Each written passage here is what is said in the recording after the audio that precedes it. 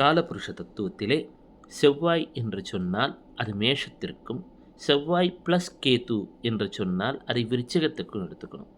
அதே போல் 2ஆம் இடம் ரிஷபம் என்பதற்கு சுக்கிரன் ப்ளஸ் சந்திரனையும், அதே துலாம் என்று சொன்னால் வெறும் சுக்கிரனையும் எடுத்துக்கணும்.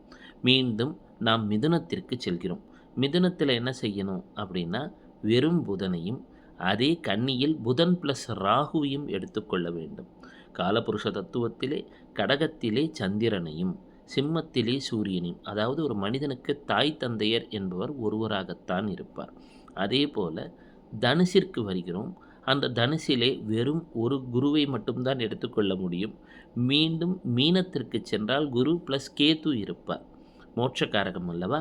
அதே போல் சனி என்று எடுத்துக்கொண்டால் அவர் மகரத்திற்கும், சனி ப்ளஸ் ராகு என்று கும்பத்திற்கும் எடுத்துக்கொள்ள வேண்டும்.